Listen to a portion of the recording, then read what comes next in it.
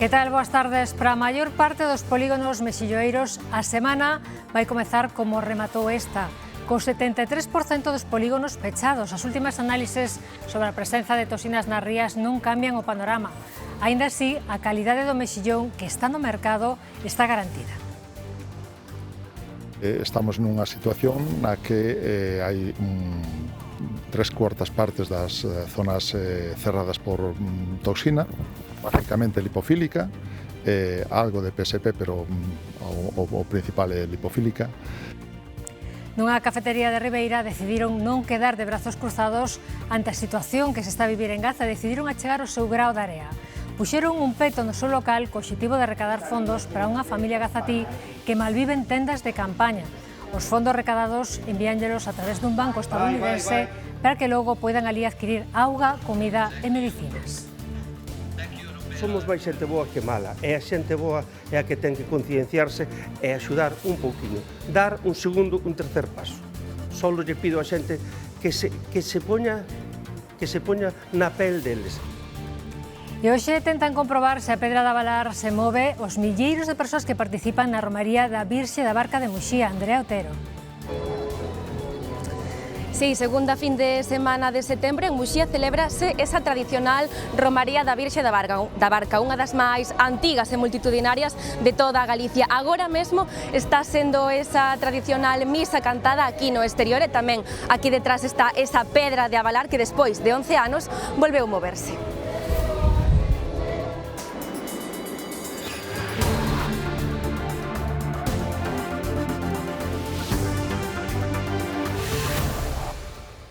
Xa lle lo contábamos en titulares, as últimas análises sobre a presenza de toxinas nas rías non cambian o panorama, así que 3/4 partes dos polígonos mexilloeiros continuarán pechados mañá luns. A presenza de toxinas nas rías mantense sen apenas cambios, segundo os últimos datos obtidos o sábado a partir das mostras realizadas o venres polo Intecmar, o Instituto Tecnolóxico para o Control do Medio Mariño. A semana comezará da mesma maneira que rematou esta, co 73% dos polígonos mexilloeiros pechados. Estamos nunha situación na que hai 3/4 partes das zonas cerradas por toxina, básicamente lipofílica, algo de PSP, pero o principal é lipofílica. É unha situación nesta época do ano bastante habitual. Se acaso este ano foi raro que no mes de xullo estuvera todo ou casi todo aberto. Eso normalmente sempre hai polígonos pechados. As únicas variacións tras os últimos datos son dúas. O próximo luns vaise pechar unha zona de marisqueo na ría de Muros e vaise abrir outra na ría de Aldán que estaba afectada por toxina amnésica. Dos polígonos mexilloeiros só se salvan dos peches por toxinas os da ría de Ares Betanzos e os das zonas máis interiores da ría da Arousa. O venres tamén se levantou o peche cautelar na parte interna da ría de Vigo pola presenza de toxina paralizante. E seguimos no mar porque os cerqueiros puideron volver coller bocarte nas augas entre o Miño e Fisterra. A Unión Europea permitiu reabrir o caladoiro e ata xullo do ano que ven os mariñeiros poderán coller 1.471 toneladas máis. A cota do bocarte para este verán aprobada para 3 meses, de xullo a setembro, esgotouse en só 2 xornadas, ao aparecer un banco de peixe grande e ter pesca libre. Neses 2 días, os cerqueiros colleron as 718 toneladas permitidas e houbo que pechar. Agora a Unión Europea fixo unha nova cota de 1.461 toneladas que quedan para capturar. Consumeuse moi rápido, tuvo cerrado creo que en torno uns 15 días máis ou menos para redondear, e o que nos permiteu foi que esta apertura de cuota de 1.400 toneladas intentar estirar o máximo que poidamos hasta o xullo do 26. Fai 3 anos contábamos con 1,64% da cuota para 150 cerqueiros que somos en Galicia casi. Unha cantidad risoria, en torno a 60 toneladas, 50 toneladas, 80 toneladas. E agora conseguir que o stock se separe en 9 oeste e 9 sur, pois conseguimos que a cantidad de cuota sea un pouco máis adecuada ás necesidades que ten a flota. A nova regulación de capturas delimita os topes por semana, co que non se volverá a repetir a situación deste verán, que fixo baixar os prezos ao haber moito peixe xunto no mercado. Barcos que levan máis de 12 tripulantes poden levar unha cantidad maior, ou 120 GTs, é dicir, barcos grandes en sí, e barcos que non chegando a 120 GTs son capaces de alcanzar os 12 tripulantes, levarán 6.000 kilos a semana, e os barcos que teñan menos de 120 GTs ou menos de 12 tripulantes enrolados e dados de alta levarán 4.000 kilos a semana. Coa sardiña pechada e pouco xurelo, o bocarte é un recurso importante para o cerco. A costeira do Bonito está algo máis que mediada e polo de agora está deixando cifras moi positivas. As capturas subiron un 20% e tamén o volume de negocio.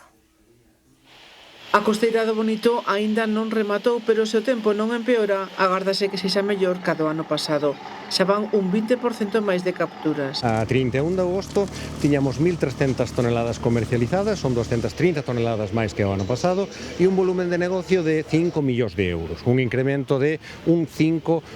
Como decía, moi bon número e moi boa evolución das capturas, contentos tanto a flota como aos portos por como se estaba comportando a costeira, pero lóxicamente este arranque de setembro, pois bueno, preocúpanos un pouquiño. A estas alturas as capturas achéganse ao 60%, polo que aínda quedan marxe ata as 26.000 toneladas que están autorizadas para España. Isto fai que ata Burela se acheguen frotas de outras zonas do Cantábrico. Venimos del País Vasco, pues porque está aquí ahora la temporada de Bonito, el Bonito se ha acercado para aquí, para Galicia. La verdad que este año estamos cogiendo bastante más que los años anteriores. Y bien, y hay buenos precios y bonitos grandes. La vez pasada entramos con 8 toneladas y esta vez hemos entrado con 5.700. Polo porto de Burela entra o 70% do bonito que se comercializa en Galicia. Detiveron o capitán e o primeiro oficial do buque que bateu co pesqueiro Táfara 3 e que provocou o seu afundimento en augas de Mauritania. Mentres, a busca dos 5 tripulantes, aínda desaparecidos, xa se suspendeu. O presidente da Cooperativa de Armadores de Vigo, de onde é unha das propietarias do pesqueiro afundido, pide que se acabe coa impunidade dos grandes buques que poñen en perigo a seguridade dos barcos máis pequenos.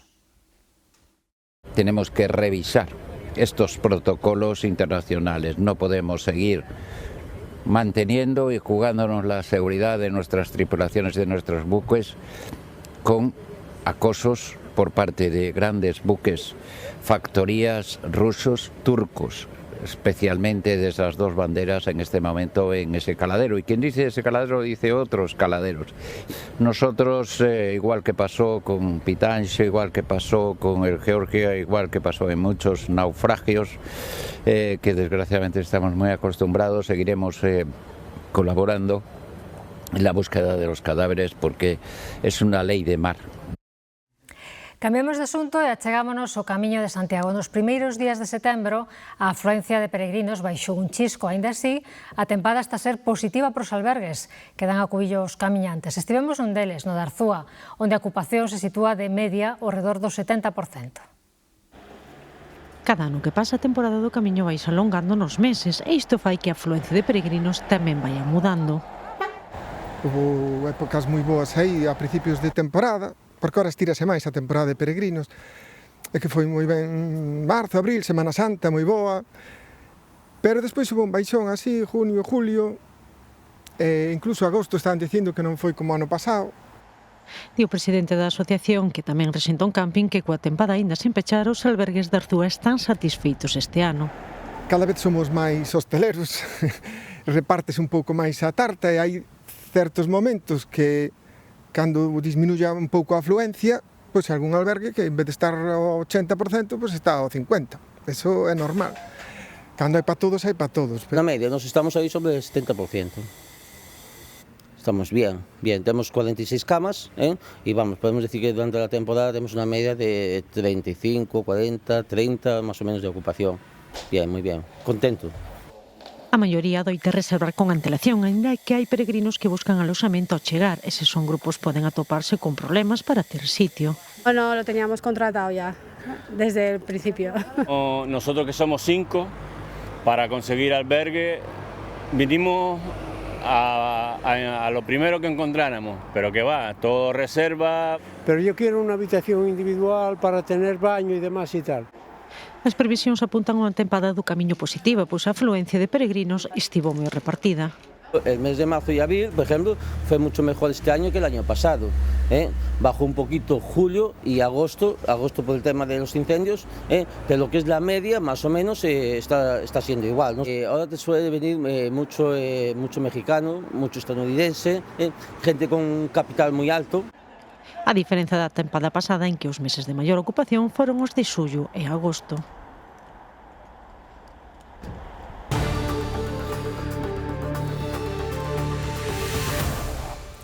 Sensibilizados despois de case 2 anos de ofensiva israelí en Gaza, uns hostaleiros de Ribeira puxeron en marcha unha iniciativa solidaria para axudar a unha familia de gazatís que malvive en tendas de campaña. Os fondos recadados envíanllos a través dun banco estadounidense para que poidan adquirir auga, comida e medicinas.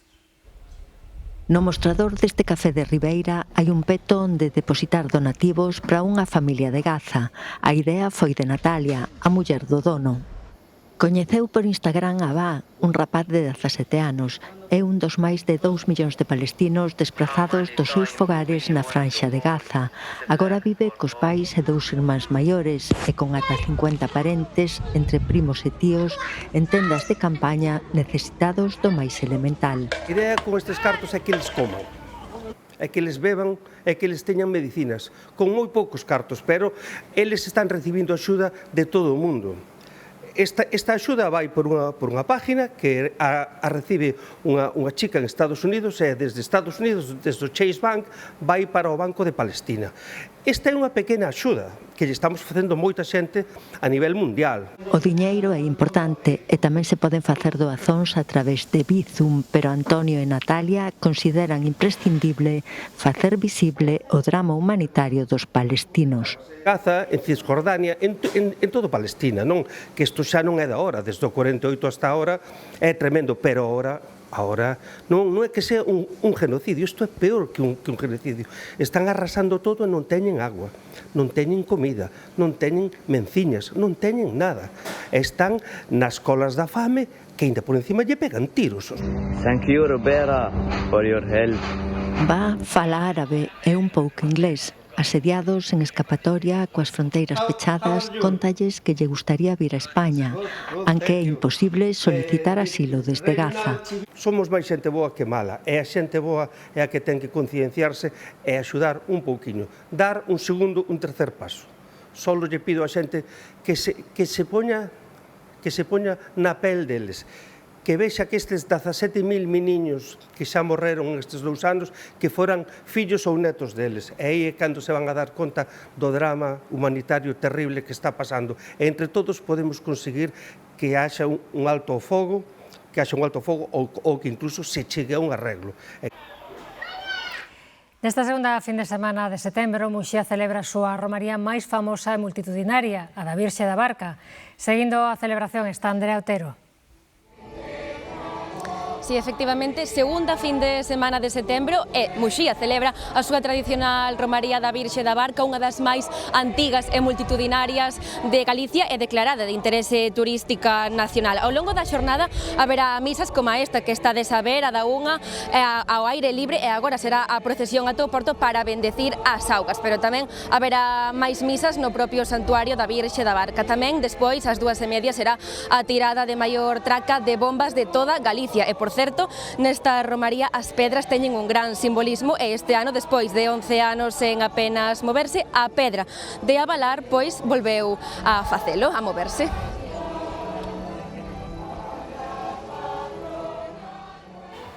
O Santuario da Virxe da Barca é un dos lugares de peregrinación máis antigos de Galicia. Nunha crónica do século XV xa se menciona a crenza que deu lugar a esta romaría. As pedras considerábanse os restos da Barca da Virxe, que, segundo a tradición, chegou a Muxía para darlle azos ao apóstolo Santiago no seu labor evanxelizador. Case 6 séculos despois, a romaría segue atraendo fiéis de toda Galicia. Nos vimos desde a Coruña. Temoslle moita fe á Virgen da Barca. Eu veño de Bueu, non é de Moaña, de Bueu. É a primeira vez que veño. Está moi justo, está moi ben. De Boiro, eu veño de Ribeira. É a primeira vez que ven aquí? Xa vide outra vez, pero xa hai anos. Vir o día de hoxe aquí, pois é unha cousa moi tradicional que se ven de moitísimos anos atrás. é precioso. E nada, hai que asistir ás romerías que hai na nosa Galicia, non? A cristianización transformou un culto pagán anterior relacionado coas propiedades das pedras. A pedra dos Cadrís, segundo a tradición a vela da barca da Virxe, séguenselle atribuindo propiedades curativas. Da pedra da Valar dice que favorecía a fertilidade, pero hoxe non avalou. Moi ben, pero non avalou a pedra. Decían que iba a avalar Decían que iba a avalar, pero nada. A romaría, que comezou o venres, vive hoxe o seu día grande. Ata mañá continuarán as celebracións no Santuario da Barca. E outra das citas deste domingo é a Gran Romaría dos Milagres da Mil en Moraña. Como eixe tradicional, milleiros de devotos e de devotas achéganse ata este santuario, en moitos casos para cumprir coa súa promesa á Virxe. Paula Cantelar, como está discurrindo a xornada? Pois esta xornada estivemos toda a mañá mirando cara ao ceo e tamén abrindo paraugas todo o tempo, dependendo das chuviscadas que caerán. De feito, nestes momentos tamén está chuviscando, pero a Santa saiu despois da misa solemne da 1. Iso é verdad, pero tamén temos que dicir que ás 5 da madrugada tiña que haber a procesión tamén coas candeas, a tradicional procesión que non se puido realizar, especialmente por ese mal tempo que case deixa tamén desta vez a Virxe dentro do santuario de novo. Hoxe aquí vimos a centos e centos de crentes, moitos deles achegáronse peregrinando, moitos dende parroquias cercanas a este santuario aquí en Moraña, pero tamén desde outros concellos máis alonxados, mesmo da Estrada. E moitos e moitas deles traen promesas coa súa candea, a maioría relacionadas coa saúde para un e tamén para a familia. Os romeiros empezaron a chegar de madrugada ao Santuario dos Milagres da Mil neste domingo, día grande da festa. Uns en coche ou autobús, outros a pé desde distintos lugares da comarca de Caldas e mesmo desde Pontevedra. 7 da mañán. Desde onde? Desde a Estrada. Desde a Estrada hasta aquí, sí. Que tal? Ben. Vaise levando ben. Desde pequeniña xa meus pais viñan e eu sigo ca tradición. Cousa que os fillos agora non me fan, pero bueno. Entre as 6 da mañá e as 8 da tarde sucédense as misas, a solemne a 1 da tarde. Está poñendo unha candea por unha petición, unha promesa? Sí, exactamente. Podemos sabela? Se non la pudiera contar ou non? Bueno, é por unha morte. Non veño por promesa, veño por fe. É a primeira vez que vimos os tres, sí. E como a coñeceches logo? Un compañeiro dixo ao noso pai, pois apeteceu-nos vir, a verdad. Parecíanos curioso, dixemos, un bo acto de fe, a verdad. Pois sí, é a primeira vez, a verdad. Pero xa coñecías? Non. A de Amil en Moraña é unha das romarías relixiosas con máis sona en toda Galicia. Este ano as misas, as novenas e verbenas empezaron o día 5 e rematarán o 28 de setembro. Esta fin de semana estáse celebrando en Lugo o segundo Foro da La, un encontro de criadores, artesáns e comerciantes co que pretenden difundir os seus coñecementos sobre o gando ovino e os produtos que se obteñen das ovellas. E non só iso, tamén queren sensibilizar a sociedade sobre o gran problema que neste momento teñen os criadores. O principal problema que temos hoxe en día coa la é que non podemos darlle saída. A lana está considerada un subproduto, non é un residuo, e temos que darlle salida como subproduto, é dicir, temos que lavala para poder darlle salida. En este momento en Galicia non hai un solo lavadoiro para poderlle dar salida a esa lana. Este é un dos problemas dos que se fala esta fin de semana neste segundo Foro da La, un evento para dar a coñecer o traballo e os produtos artesanais que se obteñen a partir da la. Mais aló do punto, con este material fanse cadros ou zapatos. É antibacteriana, é antifúngica, mantén a temperatura ideal do corpo. E despois, por exemplo, cando fais así as zapatillas, podes ponerlle coiro, podes ponerlle esparto ou podes ponerlle caucho. Da la tamén se obteñen alfaias ou pezas de roupa. Antiguamente facíanse os puchos, que está catalogado no Trase Regional Galego de Faena, o sea que si antiguamente se facían xa complementos, pasa que fomos deixando de traballar a la. No foro tamén se ofrecen novidades de produtos obtidos a partir das ovellas. Empezamos cunha produción de subprodutos da ovella, digamos, entre comillas, que son o salchichón e o chourizo de ovella. En Galicia hai unhas 130.000 ovellas, pero neste campo tamén se nota a falta de relevo xeracional, algo que se tratará de paliar coa creación dunha escola de pastores a partir do ano que ven. En España abandónanse cada ano ao redor de 300.000 cans e gatos. O verán é a época na que se rexistran máis abandonos. Un dos principais motivos son as camadas non desexadas, ademais dos problemas pro cuidado dos animais ou o desinterese. Dende as protectoras realizan unha chamada a unha adopción responsable. Neste refuxio do Carballiño atenden neste intra máis de 60 cans, outros tantos animais, incluídos tamén gatos, están en acollida baixo cuidado da protectora Arume, que alerta do incremento de abandonos durante o verán. Sobre todo cos cachorros e cos gatos. É época crucial de cría, quero decir, é cando máis cachorros hai e cando máis abandonos hai. Tamén de cans adultos, sobre todo de xente, pois, bueno, de xente maior que xa non os pode cuidar, ou xente que, bueno, o de que se vaya de vacacións e abandono can aquí non é tan, o sea, sí que é un problema, pero digamos que é moito máis cans grandes que a xente xa non pode cuidar, que se vai a residencias ou que fallece e a familia non se quere facer cargo. É unha problemática moi grande que temos durante todo o ano. Digamos que no verão se incrementa máis polo tema dos cachorros. No que levamos de anos recolleron xa máis de 250 cans e gatos e ao redor dun 100 son crías, un problema que din podería reducirse cumprindo a lei e esterilizando os animais. Fan unha chamada ás adopcións responsables, pois leva ano e medio agardando por unha familia. Xente que adoptar cans pequeniños, cachorriños pequeniños ou adultos moi xovenciños, e claro, ese tipo de cans ao final, pois, a ver, sí, os cans pequeniños hai tamén en adopción, pero que máis abunda sobre todo son machos, medianos e grandes. Eco, Pelusa e Meri foron cans abandonados, agora comparten xogos cas súas novas familias neste parque canino de Ourense. Con sus hermanos, 4 en una cajita los encontraron y un hermano de él viene aquí al parque también lo adoptaron.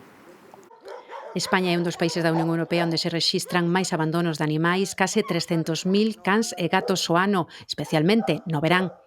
Hoxe hai moitas alternativas, o sea, hai guarderías, o sea, senón non vou de vacacións. Entendo ben o tema por que se fa, a verdad.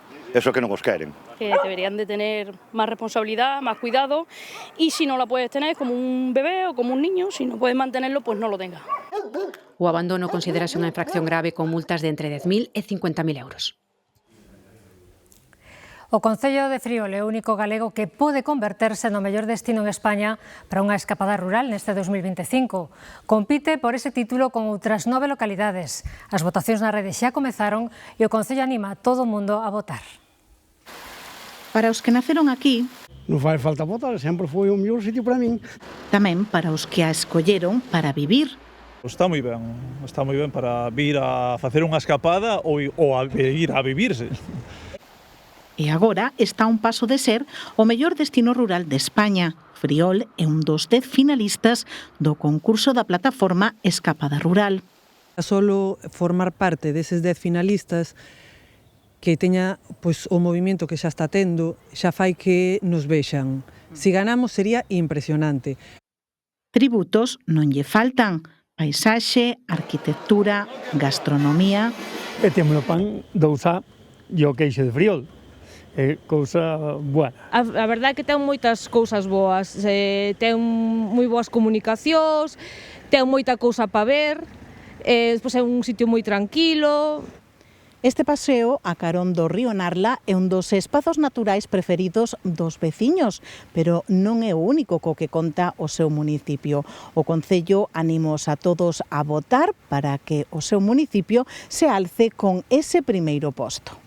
A votar todo o mundo por Friol. Mi marido es aquí de una aldea al lado y me hizo mucha ilusión, lo envié a mis amigas de Cataluña también para que votaran por Friol. Unha década poñendo no foco turístico as vilas do rural. Nunha época en que todo parece ter data de caducidade, aínda topamos negocios que resisten. E mesmo atopan o seu oco entre grandes superficies e o comercio online. Visitamos unha mercería no centro de Vigo que leva xa 70 anos aberta. Atravesar a porta desta mercería no centro de Vigo e entrar nun lugar xa coñecido. Mantén a historia nos estantes, no mostrador ou nos escaparates. Ana María, a súa actual propietaria, chegou moi nova. Siempre pasé por aquí por los botones, que era lo que me hacía gracia. Antes había cola de modistas, ahora ya todo cambió, ¿no? Y entonces empecé con los enseñar botones y es que me encantó esto. Herdou a tenda da súa madriña, que abriu o negocio hai xa 70 anos. Un tempo no que cambiaron moitas cousas, pero non a súa forma de traballar, que consideran a garantía do seu éxito. Dar producto bueno, digamos, calidad y la atención al cliente. Esas dos cosas son producto bueno y atención al cliente. De verdad que yo creo que esas cosas son las más. Co tempo especializáronse e tamén cambiou o tipo de clientes. Mucho la señora mayor, que es de ropa de señora mayor, así de las abuelitas y tal. Mucho sujetador de cuerpo, fajas enteras, sujetadores de varias tallas, de pequeñas a grandes, bien grandes. Ana María ainda lle queda moito para xubilarse, pero confía en que a tenda siga funcionando moitos anos máis. Pero despois tendré mi hijo, que tamén le gusta isto, a lo mejor sigue. Ben, pois así rematamos.